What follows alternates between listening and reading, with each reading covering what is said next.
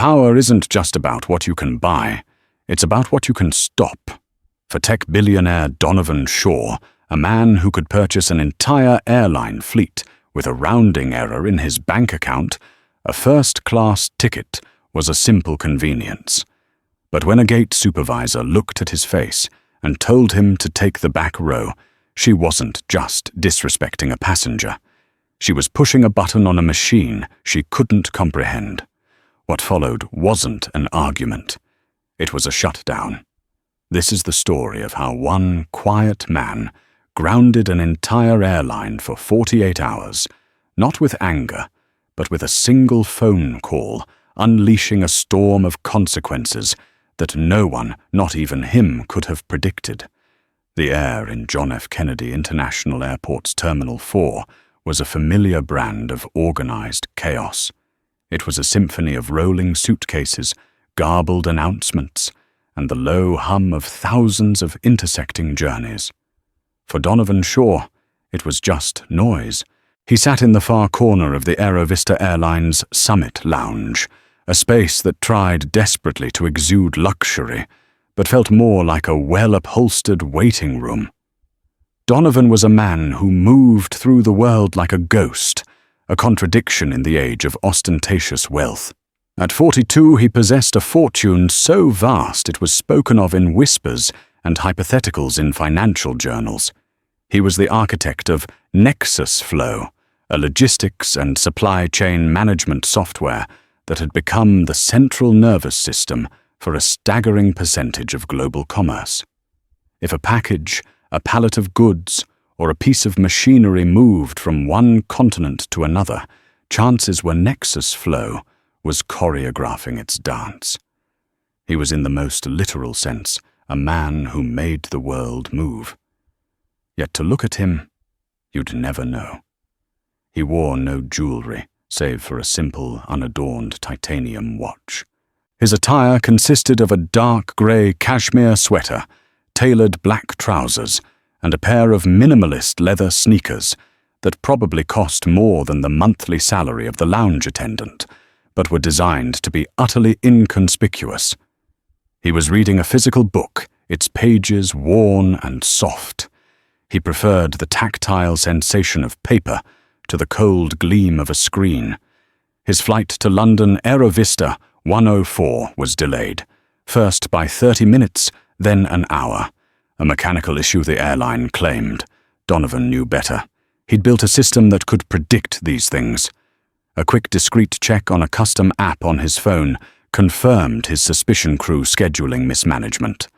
Aerovista was running a tight ship too tight, and the threads were beginning to snap. He sighed, not in anger, but in disappointment. Inefficiency offended him on a molecular level. Finally, the boarding announcement crackled to life.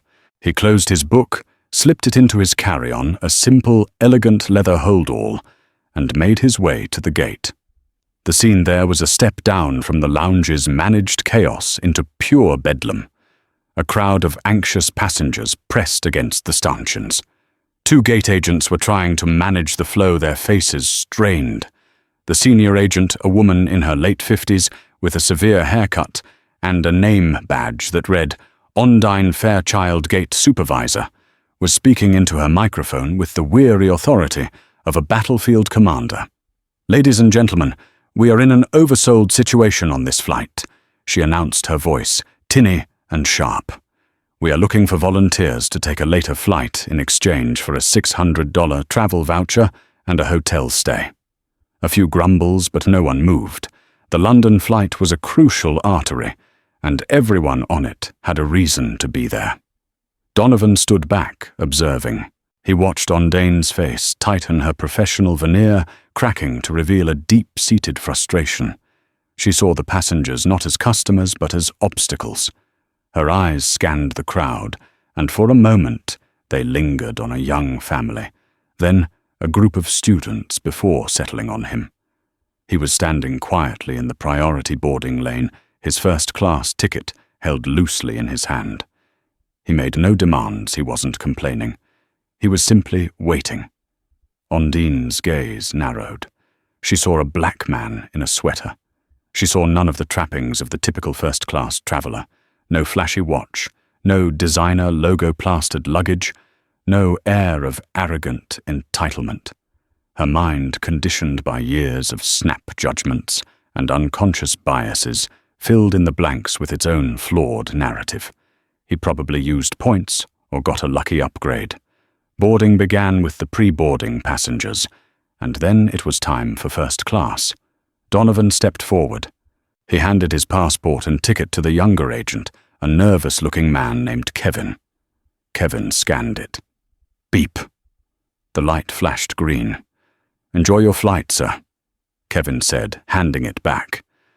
Donovan was about to step through when Ondine's voice cut through the air like a shard of glass. "Hold on a minute." She walked over, her sensible shoes clopping on the linoleum. She took the ticket from Kevin's hand and looked at it, then looked at Donovan.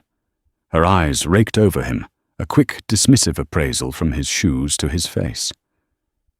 "There's a problem with the seating in the forward cabin," she said, her tone clipped and final. It was a lie, and a lazy one at that. "We've had to reseat some passengers. You're in 1A, that's correct," Donovan said, his voice even and calm. He knew exactly what was happening.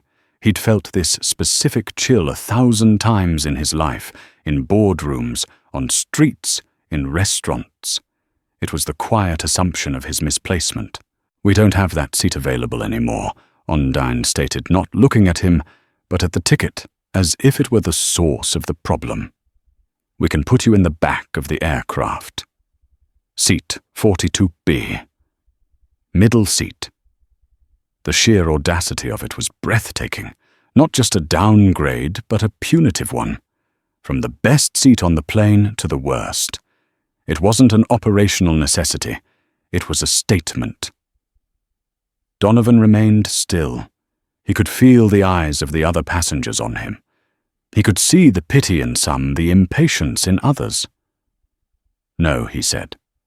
It was a simple word, delivered without heat, but with the density of a collapsing star. Ondine's head snapped up, surprised by the lack of immediate anger or pleading. "So the flight is overbooked. It's either that seat, or you don't fly today. The flight is not overbooked in first class." Donovan replied, his voice still low, but now carrying a new edge of precision. "It's overbooked in economy. You need to bump an economy passenger per your own carrier agreement. Or if it is a first-class issue, you need to ask for a volunteer from the cabin first. You haven't done that. You chose me." He wasn't just a passenger. He was a man who understood systems. He knew the rules better than she did. This flustered her. Her authority was being challenged, not with emotion, but with facts. "Sir, I am the supervisor here. I am making the final decision." She snapped, her frustration boiling over. "Take the back row or step aside so others can board. Take the back row." The phrase hung in the air, thick with a history she was either ignorant of, or worse, maliciously invoking. It was an echo of a darker time, a casual stripping of dignity delivered under the fluorescent lights of a modern airport. Kevin, the junior agent, looked horrified. He tried to catch Ondine's eye to warn her, but she was locked onto Donovan, her jaw set. Donovan looked at Ondine. He didn't see a monster. He saw a tired, bitter woman wielding her small sliver of power like a weapon because it was the only power she had. And she had chosen to aim it at him. He felt a profound sense of disappointment, a deep weariness that settled in his bones. He had built empires of logic and efficiency, yet he was still standing here, being defined by a stranger's prejudice. He gave a single, almost imperceptible nod. "I see," he said softly. "I will step aside." He moved out of the line. The other passengers, relieved that the confrontation was over, shuffled past him. Ondine shot him a triumphant smirk. She had won. The problem was solved.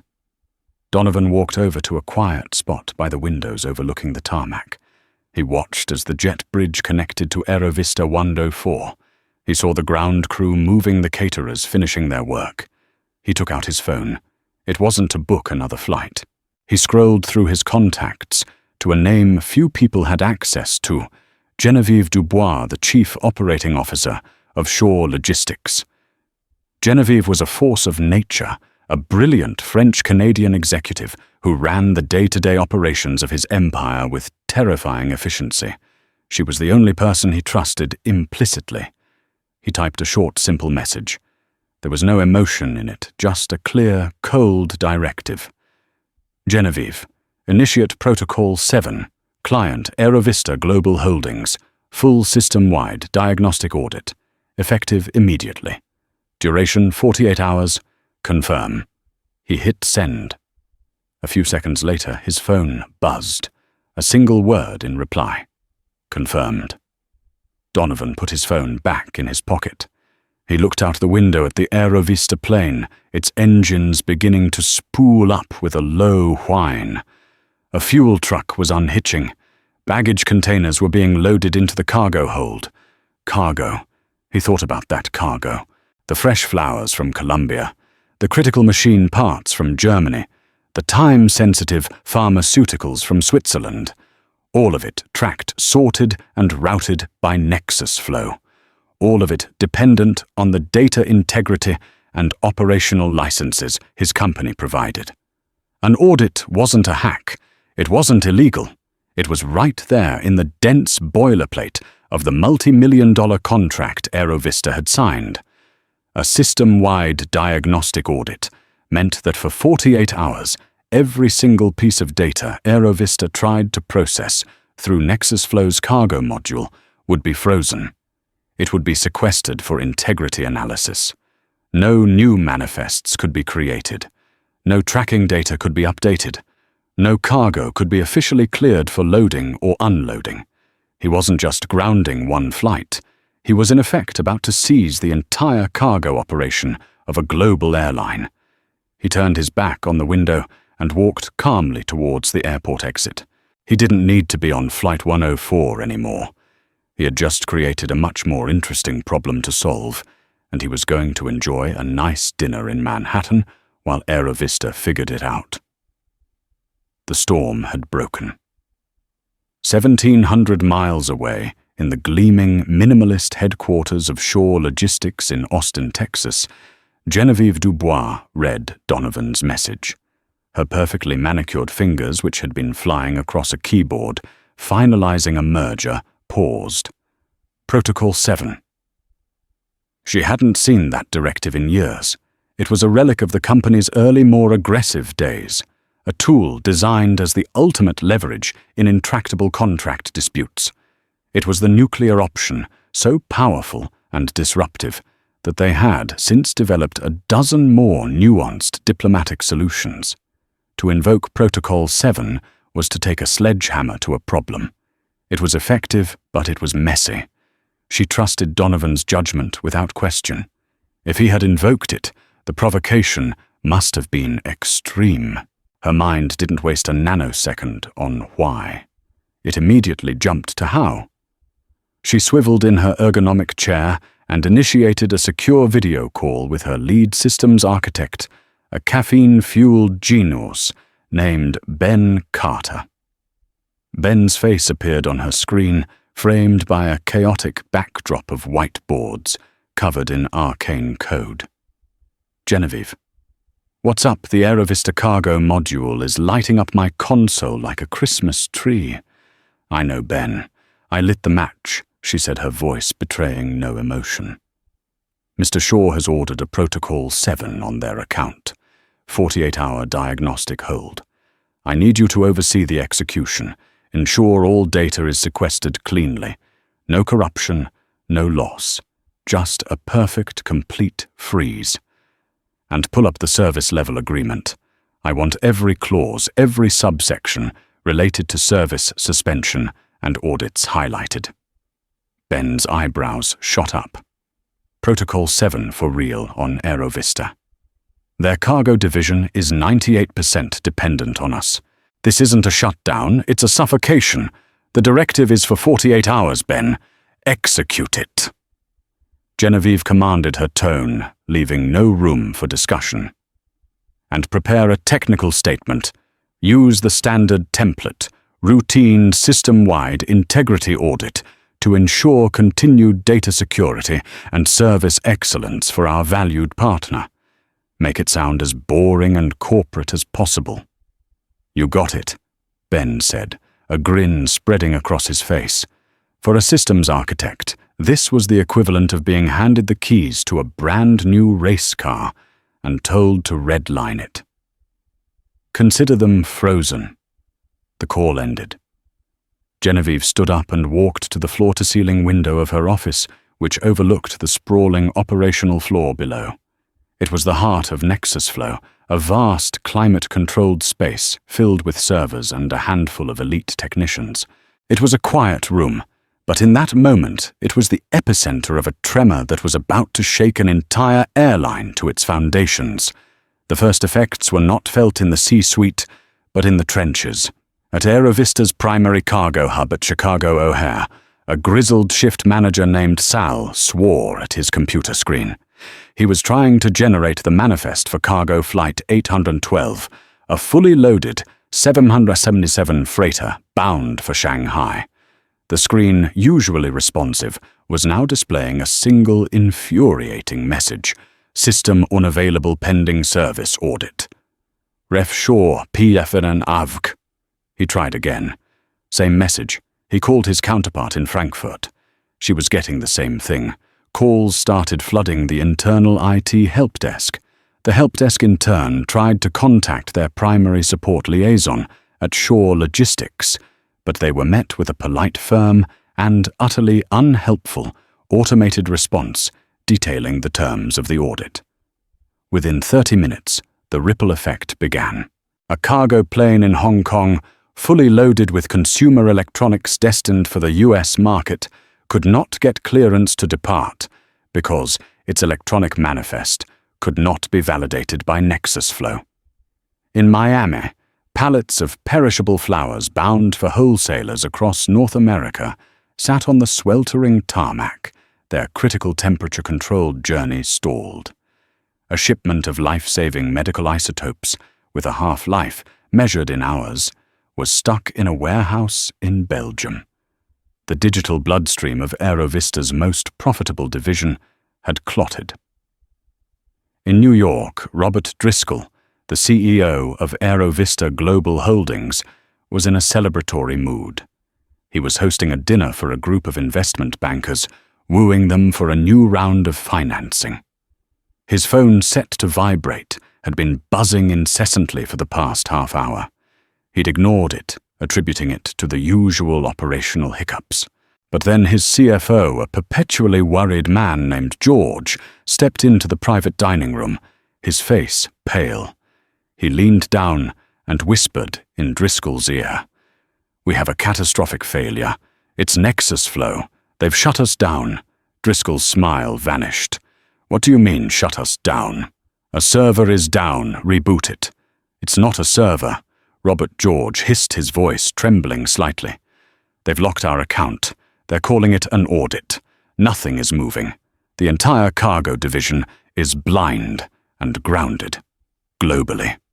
The scale of the disaster began to dawn on Driscoll.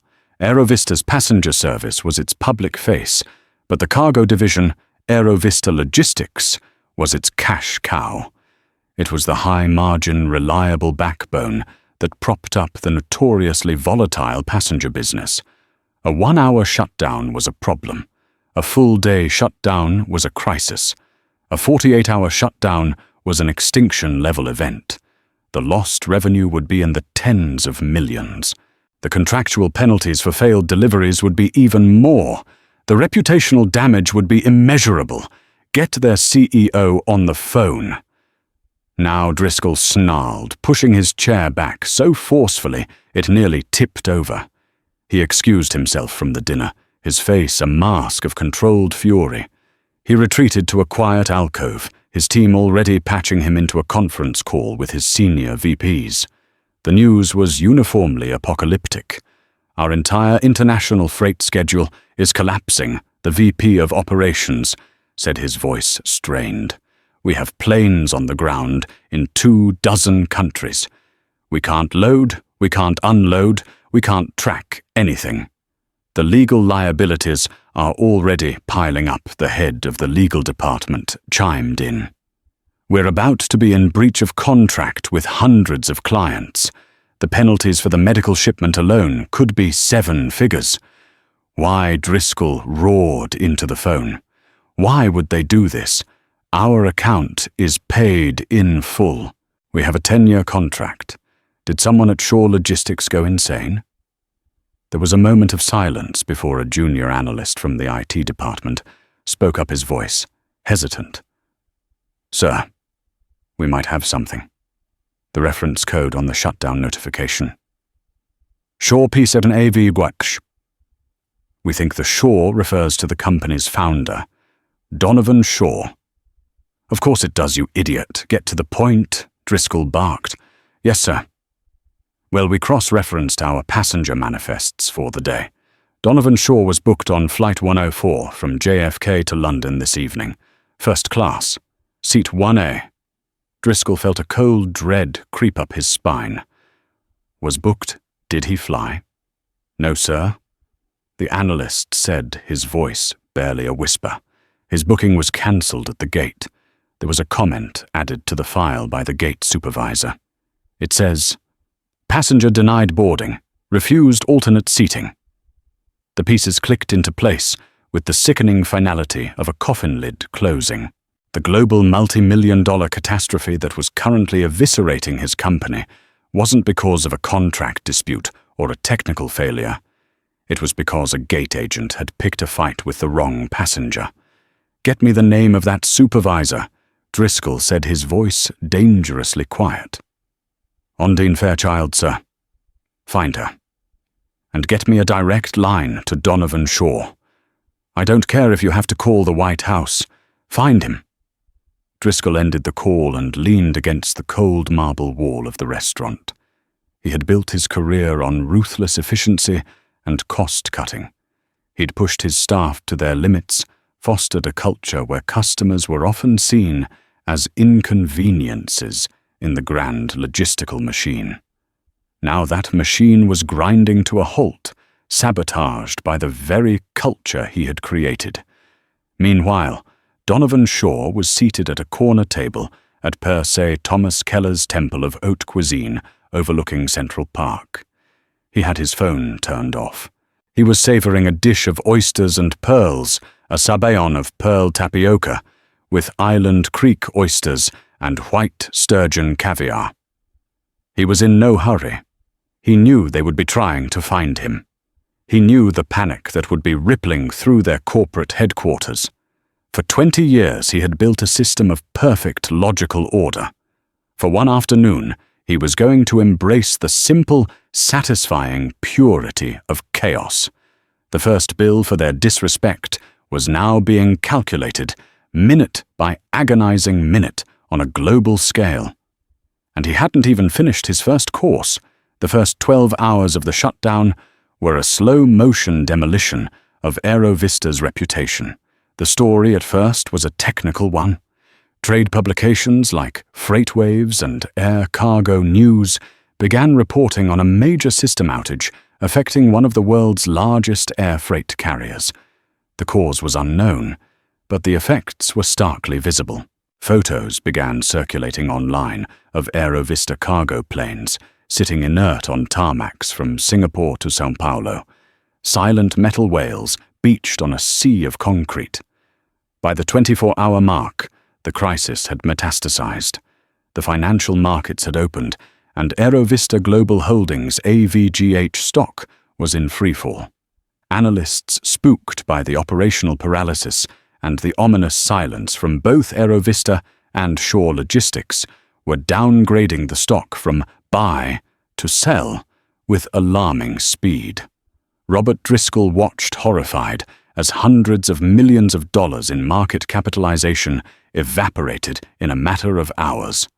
His A-list investment bankers from the previous night were now declining his calls. The human cost was also mounting. A small floral importer in New York, whose entire Valentine's Day inventory was now wilting in a warehouse in Bogotá, gave a tearful interview to a local news station. A German manufacturing firm had to halt an assembly line because a critical component shipped via Aerovista was in limbo. The story of the time-sensitive medical isotopes leaked, creating a firestorm of public outrage. Aerovista wasn't just incompetent, they were now perceived as reckless, and through it all Donovan Shaw remained silent. Driscoll had spent the night in a state of escalating panic. He had managed to get Donovan's personal cell number from a mutual acquaintance on a tech board. He called it. It went straight to voicemail. He called again. Voicemail. He left increasingly desperate messages. "Mr. Shaw, this is Robert Driscoll. There's been a terrible misunderstanding. Donovan, please call me. We can fix this. Whatever you want. For God's sake, man, you're destroying my company." He had also dealt with Ondine Fairchild. She had been summoned to a video call in the middle of the night. Driscoll, flanked by his head of legal and HR, had listened with mounting fury as she recounted her version of the events at Gate C-26. She was defensive belligerent, framing Donovan as a difficult and uncooperative passenger. "I was just following procedure for an oversold flight," she insisted. What procedure? Driscoll had yelled, his voice echoing in the boardroom. What procedure involves illegally downgrading a full-fare first-class passenger to a middle seat in the back of the plane without cause? What procedure involves humiliating a customer in front of 100 people? He didn't look like a first-class passenger. She muttered a fatal admission of her prejudice. That was all Driscoll needed to hear. Ondine Fairchild was fired, effective immediately. Her system access was revoked before she could even end the call. It was a necessary sacrifice, but Driscoll knew it was like putting a band-aid on a gaping chest wound. The problem wasn't Ondine, it was the man she had insulted. Finally, after 36 hours of relentless, soul-crushing pressure, Donovan Shaw decided it was time to answer. He was in his suite at the Mandarin Oriental, enjoying a pot of rare silver needle tea, when he finally unblocked Driscoll's number and let the call come through. Shaw, he answered, his voice as calm as a placid lake. "Mr. Shaw, Donovan. Thank God." Driscoll sounded ragged, a man at the end of his rope. "Listen, I am so sorry. What happened at JFK was inexcusable. It was the action of a single, misguided employee who has been terminated. It does not reflect our company's values." Donovan took a slow sip of tea. "Your company's values, Mr. Driscoll, are whatever your employees demonstrate them to be when they think no one important is watching. Your supervisor didn't fail. Your culture did." Driscoll was taken aback by the cold analysis. Okay, you're right. We have work to do. And we will do it. I give you my personal guarantee. But please turn the system back on. You've made your point. You're costing us millions an hour. People's livelihoods are at stake. We ship critical medical supplies. You should have thought of that when you were valuing your customers, Donovan replied, his voice still unnervingly serene. You didn't think about the livelihoods of your other passengers when your agent decided to single me out. You didn't care about my schedule, my reason for travel. You saw a target for your inconvenience. The medical supplies you speak of are currently sitting inert because your system of respect is as broken as your system of logistics. One is simply a symptom of the other. Driscoll was sweating. This wasn't a negotiation about money. He could handle that. This was something else entirely. What do you want then? Name it. A settlement? A public apology. I will fly to New York right now and apologize to you on my knees on the front steps of this hotel, if that's what it takes. Donovan was silent for a moment. He swirled the tea in his cup. Knees are temporary, Mr. Driscoll. I'm interested in things that are permanent. The audit will conclude at its scheduled time in approximately 12 hours. That is non-negotiable. That is the price for what happened. Consider it the cost of a lesson. 12 more hours that will cripple us beyond repair, Driscoll pleaded. Then you will be motivated to listen very carefully to what comes next, Donovan said. When the system is restored, I will be sending your board a proposal. It will contain 3 conditions for the renewal of our service contract at the end of its current term. Driscoll held his breath. First, Donovan continued, Aerovista will commission a mandatory company-wide cultural sensitivity and anti-bias training program for every single employee from the baggage handlers to you. The firm that designs and implements this program will be one of my choosing. It will be funded by Aerovista, and its budget will be 1% of your division's annual profit. Driscoll did a quick, horrified calculation in his head. That was an 8-figure sum. Second, Donovan went on, you will establish a charitable foundation with an initial endowment of $20 million from Aerovista, dedicated to creating scholarships and mentorship programs for underprivileged youth, specifically from minority backgrounds, seeking careers in aviation engineering and logistics. 20 million, Driscoll choked out. And third, Donovan said, his voice dropping slightly, you will personally chair the board of that foundation for the first 3 years. You will attend every meeting. You will meet the young people whose lives you're changing. You will put your name and your face to the promise that what happened to me will never happen to anyone on one of your aircraft again. You will learn the value of the people you serve. There was a long silence on the other end of the line. Driscoll was trapped. To refuse was to guarantee that Shaw Logistics would sever ties at the end of the contract, a move that would signal to the market that Aerovista was a pariah. The company would never recover. To accept was to swallow a bitter, expensive pill of public humiliation. This is extortion, Driscoll whispered. No, Mr. Driscoll. Donovan corrected him gently. Extortion is when you take something for nothing. This is restitution. I'm offering you the chance to buy back your company's soul. You should be thanking me. I'll be in touch. Donovan ended the call. He looked out the window at the sprawling city below. He felt no joy, no sense of victory, just the grim satisfaction of a necessary correction being made. The system had been broken. He had rebooted it. But in the interconnected world, he had helped build no action exists in a vacuum. He had started a fire to cleanse a sickness, but fire has a tendency to spread in ways one can never fully predict. And the first winds of a new, more dangerous storm were already beginning to blow. Exactly 48 hours after it began, the freeze on Aerovista's Nexus Flow account lifted. The moment it happened, a tsunami of backlogged data surged through the system. In operations centers around the world, screens that had been static for 2 days flickered to life. Manifests became available, tracking numbers updated, and clearance signals turned from red to green. A collective sigh of relief went through the company. Robert Driscoll, looking 10 years older, immediately convened a board meeting and presented Donovan Shaw's terms. After a bitter, contentious debate, the board, seeing no other alternative, voted to accept all of them.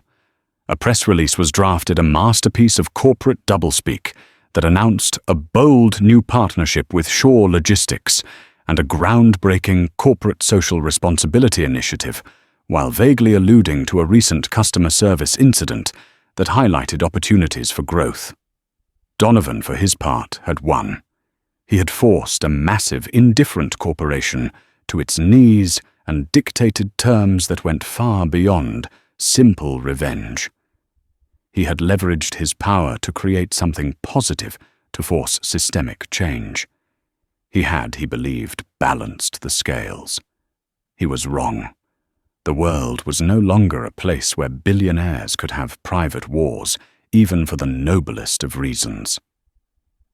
The first hint of trouble came not from the financial pages, but from a grimy independent news blog run by a man named Frank Miller.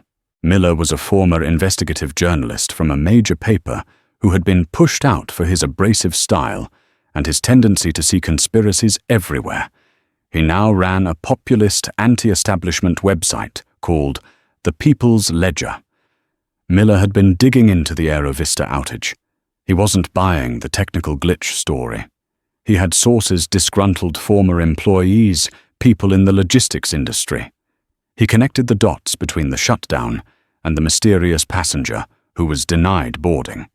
He found Ondine Fairchild, who, feeling betrayed and scapegoated, gave him an explosive self-serving interview, painting herself as a working-class woman, crushed by the whims of an arrogant, untouchable oligarch. Frank Miller had his narrative, and it was a killer. His headline, posted 72 hours after the incident, was incendiary: Titan's Tantrum, How One Billionaire Held America Hostage Over a Seat Upgrade.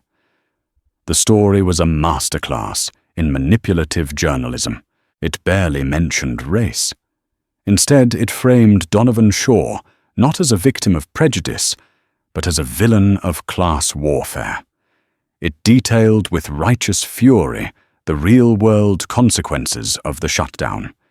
It featured a heart-wrenching interview with the owner of the floral company who had missed the Valentine's Day rush and was now facing bankruptcy. It spoke to a small business owner whose critical shipment of machine parts was delayed, causing him to lay off 2 employees.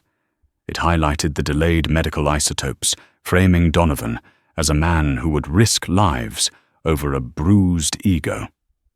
While Donovan Shaw sipped champagne in his ivory tower, Miller wrote real people, small business owners, and even the sick were paying the price for his personal spat. Is this the world we want to live in, where the new gods of technology can turn off our economy because a flight attendant hurt their feelings? The story went viral. It was picked up by cable news channels, debated endlessly on social media. The hashtag #DarAerovista started trending. The narrative had been ripped from Donovan's control. He was no longer the man who stood up to disrespect.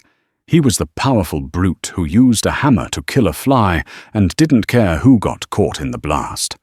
The hard karma he had intended for Aerovista was boomeranging back, aimed squarely at him.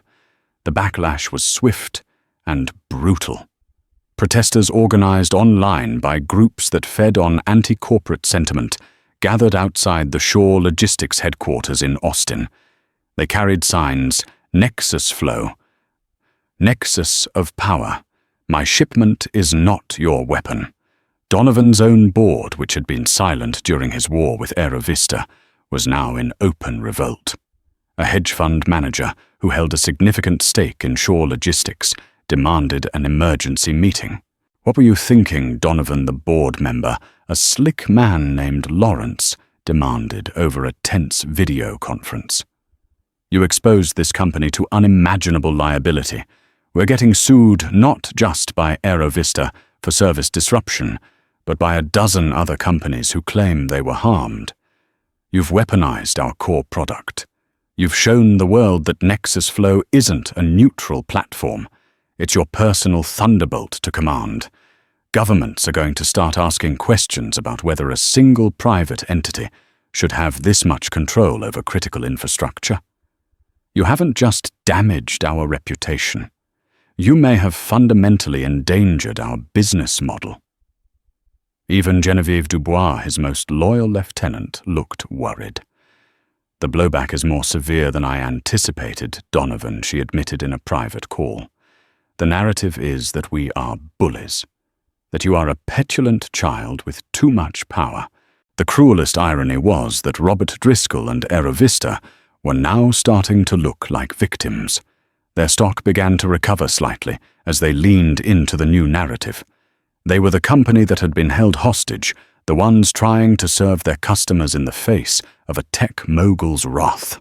Driscoll, in a televised interview, spoke somberly about the challenges they had faced, positioning his acceptance of Donovan's terms not as a surrender, but as a noble act to get our customers' vital shipments moving again. He was spinning his humiliation into a story of resilience. Donovan found himself isolated. He had operated from a position of pure principle, but in the messy court of public opinion, principles were irrelevant. The story was simpler, more primal, the powerful man hurting the powerless. He had grounded an airline for 48 hours to teach it a lesson about respect. Now the world was grounding him, teaching him a lesson about the profound and unpredictable consequences of wielding absolute power. The karma was not just hitting back. It was a tidal wave threatening to sweep away everything he had built. He had won the battle with Aerovista, but he was now in danger of losing a much larger war for his own legacy. For 7 days, Donovan Shaw existed in the eye of a hurricane he had created. From the serene, soundproofed quiet of his penthouse suite overlooking the Colorado River in Austin, he watched the world rage. The television, always on, but with the volume muted, played a looping montage of his face, the Aerovista logo, and images of angry protesters. He saw cable news panels dissect his character, with Frank Miller's face often at the center, his expression one of righteous indignation. The headlines were brutal, corporate tyrant, billionaire bully, the man who broke the supply chain. He did not rage back. Instead, he observed, analyzed, and processed the data as he would any complex system. He read every article, every scathing op-ed, every social media thread. He noted the emotional inflection, points the way Frank Miller's narrative had perfectly tapped into a wellspring of public resentment against the perceived impunity of the tech elite. He saw his own board's panic communicated in a flood of frantic emails and voicemails from Lawrence and the other members demanding he fix this and control the narrative. Genevieve Dubois was his only physical link to the outside world. She arrived each morning, her expression a mask of professional composure, but her eyes betraying a deep-seated worry. She brought him summaries of the financial damage, the pending lawsuits, the internal morale at Shaw Logistics, which was plummeting. The board is proposing a full-page apology in the Wall Street Journal and the New York Times, she said, on the morning of the 8th day, placing a draft on his glass desk. It was filled with legalese and corporate jargon, a soulless document designed to mitigate liability. They've also retained a crisis PR firm. They want to start a counter-campaign discrediting Frank Miller. Donovan picked up the paper, glanced at the headline, a message of regret from Shaw Logistics, and let it fall back to the desk. He had spent the week in stillness, not out of paralysis, but out of deep thought. He had poked a system and observed the reaction. Now he understood its mechanics. Fighting back with lawyers and spin doctors was like trying to patch a flawed operating system with incompatible code. It would only lead to a bigger crash. He had to reboot the entire public conversation. Cancel it, he said, his voice steady. Cancel the PR firm. Tell our legal team to stand down. Genevieve paused, her pen hovering over her notepad. Donovan, the pressure is immense. The board is threatening to call a vote on your leadership. They can try, he said, without malice. He stood up and walked to the window, looking down at the small cluster of protesters still gathered far below, near the entrance to his building. Their signs were faded from the sun, but their presence was a constant reminder of the collateral damage. This isn't a legal problem or a public relations problem anymore, Genevieve. It's a crisis of narrative. And you can't win a battle of narratives by hiding behind lawyers. You have to write a better story. He turned back to her, his eyes clear and resolute. I'm going to hold a press conference. Genevieve's composure finally cracked. A flicker of alarm crossed her face. A press conference, Donovan, that's suicide. The media is in a feeding frenzy. They'll tear you apart on live television. Let them come, he said. All of them. Especially Frank Miller. Make sure he has a front row seat. Book the Zach Theatre. It's public, it's neutral ground. No pre-screened questions. No prepared statement read from a teleprompter. He looked at her, a glimmer of the strategist she knew so well, returning to his eyes. Just me, a chair and a microphone. A long moment passed as Genevieve stared at him. She saw not arrogance or folly, but a deep, calculated conviction. She saw the man who had built an empire, not on bluster, but on understanding the fundamental nature of systems. She gave a single sharp nod. The trust between them was absolute. I'll make the arrangements. 2 days later, the air inside the Zach Theatre was electric with tension. Every seat was filled with a journalist, a camera operator, or a producer. The lights were hot, the silence punctuated by a chorus of coughs and the clicking of camera shutters. Frank Miller was exactly where Donovan wanted him. Front row center, his face, a mask of smug anticipation. He looked like a man who had come to witness a public execution he had personally arranged. The stage was bare, except for a single modern armchair and a microphone stand. When Donovan Shaw walked out from the wings, a hush fell over the auditorium. He wore a simple, well-tailored dark suit, but no tie, a subtle signal that this was not a corporate address. He looked neither defiant nor apologetic. He looked like a man who had simply come to talk. He sat adjusted the microphone and looked out at the sea of faces, his gaze sweeping over them, before landing for just a moment on Frank Miller. "Good morning," he began, his voice, calm and clear, carrying through the large space with perfect clarity. "For the past several weeks, many of you have been telling a story about me. A story about power, arrogance, and abuse. It's a compelling story. Today I'd like to tell you my side of it. And then you can ask me anything you want." He didn't make excuses. He didn't complain. He simply laid out the facts of the incident at JFK, his voice a steady, dispassionate metronome. He described the chaotic gate, the overbooked flight, and the interaction with Ondine Fairchild.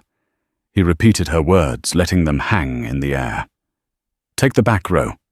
He paused, letting the weight of the phrase settle in the room. That phrase has a certain gravity in American history, a weight that the gate supervisor perhaps did not consciously intend. But she intended its immediate meaning that I, a ticketed first-class passenger, was lesser. That my confirmed paid-for space was not mine to have. That I should be moved, diminished, and displaced to solve her logistical problem. I had options, he continued. I could have argued. I could have become angry. I could have pulled out my phone and recorded the incident, hoping for it to go viral. But what really would that have accomplished? It would have been a fleeting moment of outrage in a world already saturated with it. It would have been about one man's anger. And this was never about my anger. He leaned forward slightly. This was about the system that allowed that moment to happen. So I chose to do something else. I chose to speak to the corporation in the only language a modern, multi-billion-dollar corporation truly understands, the language of its own operational systems, the language of profit and loss. A murmur rippled through the audience. This was not the defensive apology they had come for. The 48-hour shutdown of Aerovista's cargo division was not an act of petulance.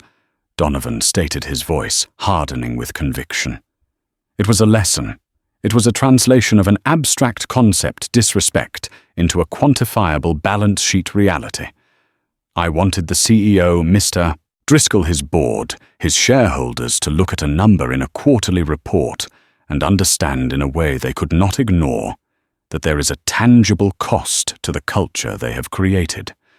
I wanted them to feel the price of what their employee did. In this case, that price was 2 days of their most profitable business division. I am not sorry for that lesson. He paused, letting the defiant statement land. Then his entire demeanor softened. The hard edge in his voice vanished, replaced by a tone of genuine regret. But he said, and the word shifted the entire gravity of the room in giving that lesson, I failed. I failed profoundly. My dispute was with Aerovista's leadership. My action, however, was a blunt instrument. It did not distinguish between the corporate entity and the innocent people caught in its wake. The flower importer in New York, a woman named Maria Flores, who lost her Valentine's Day inventory. The small manufacturing firm in Ohio that had to furlough workers because a critical part was stuck on a tarmac. The families waiting for vital medicines. Their disruption was real. Their pain was real. To them, my principles are a luxury they cannot afford, and my actions made their lives harder. He looked directly into the main network camera, speaking now not to the journalists, but to the public watching at home. For that collateral damage, for that failure of consideration, I am truly and profoundly sorry. The apology was so specific, so targeted, it caught the room off guard. It wasn't a retreat. It was a clarification of the highest order. Power, I have been forcefully reminded, is not just a tool to be used. It is a burden to be carried responsibly. And I have a responsibility to repair the damage I caused. That is why, effective today, Shaw Logistics is establishing a $50 million Small Business Disruption Fund. A collective gasp went through the auditorium. Pens scribbled furiously on notepads.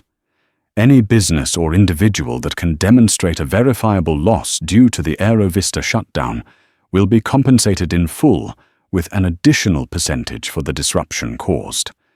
And since the media has done such a thorough job of highlighting these victims, I want to ensure the process is transparent and just. The journalist who broke this story, Mr. Frank Miller.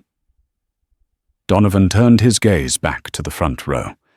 The two men's eyes locked.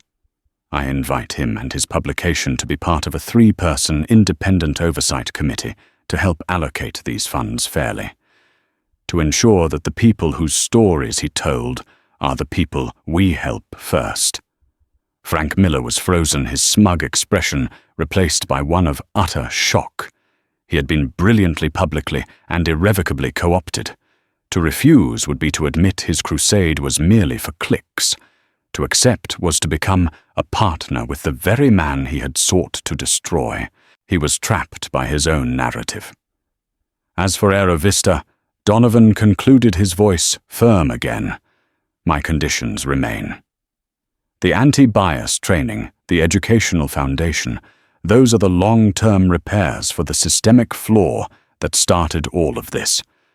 I will not allow this necessary conversation about my own responsibility to distract from theirs. He leaned back in his chair, the speech concluded. Now I'll take your questions. The press conference was a masterstroke. The narrative didn't just shift, it was reborn. The story was no longer about a billionaire's tantrum. It was about accountability. Donovan's accountability for his methods, and Aerovista's accountability for its culture. In the aftermath, the world settled into a new, more complex understanding. Ondine Fairchild watched the press conference on a small television in her living room, a forgotten casualty, realizing with dawning horror how her small, bitter act of power had triggered a global chain reaction. Robert Driscoll, watching from his office, felt not relief, but the cold dread of being completely outplayed. Donovan had turned his public shaming into a platform for principled action, cementing the necessity of every one of his demands. Donovan Shaw's reputation was forever changed. The fear he now commanded was tempered by a new kind of respect. He had shown the world the terrifying power he wielded, but he had also, in full view of that world, shown his willingness to be accountable for it. The hard karma had indeed come for him, a hurricane of public opinion. But by walking directly into its eye, by acknowledging its power and refusing to be broken by it, he had done more than just survive. He had absorbed its energy and used it to chart a new course landing, not just on the side of victory, but on the side of a deeper, more resonant justice. In the end, this wasn't just a story about a billionaire's revenge. It was a story about the true price of disrespect and the unforeseen consequences of power. Donovan Shaw won his battle, but the karma that hit back forced him to confront the immense responsibility that came with his influence.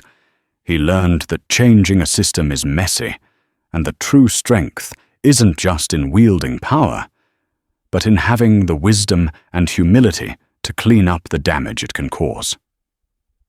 This real-life drama shows that in our interconnected world, one person's actions can create ripples that touch countless lives, forcing us all to ask what is the real cost of how we treat one another. If this story made you think about the hidden dynamics of power and accountability, show your support by hitting that like button. Share this video with someone who needs to hear it, and be sure to subscribe and turn on notifications. We have many more stories to tell that uncover the truth behind the headlines. Thanks for listening.